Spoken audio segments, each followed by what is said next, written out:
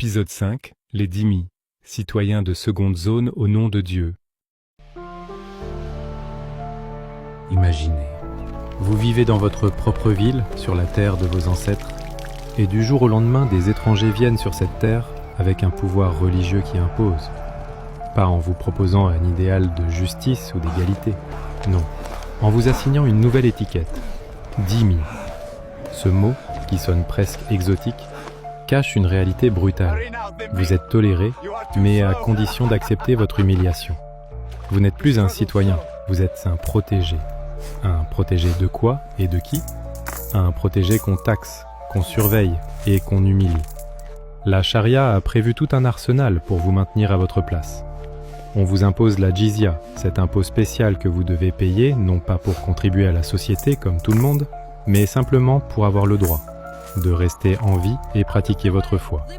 Et attention, ce n'est pas juste une formalité administrative. Dans certains cas, l'historien Al-Tabari ou les manuels de fiqh précisent qu'on doit vous faire payer en public, tête baissée, parfois frapper légèrement, pour que chacun voit bien que vous êtes un inférieur. Vos maisons ne doivent pas être plus hautes que celles des musulmans. Vos vêtements doivent vous distinguer, pour que, d'un seul coup d'œil, on sache que vous êtes un dhimmi. Pas question de monter un cheval pur sang arabe, un âne au mieux, et surtout pas d'armes, pas de cloches d'église qui résonnent trop fort, pas de procession religieuse visible. Certains juristes allaient encore plus loin.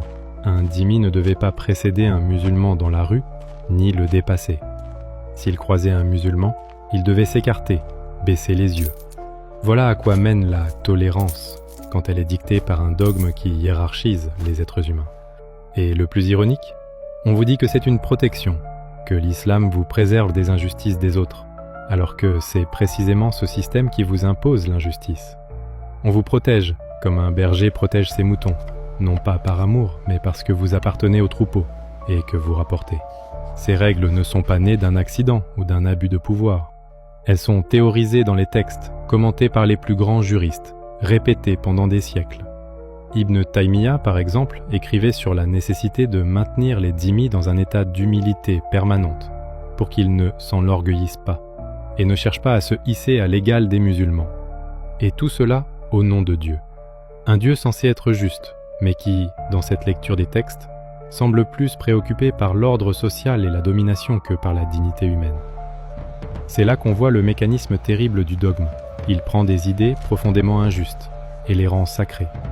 Ce n'est plus seulement de la discrimination, c'est de la discrimination bénie.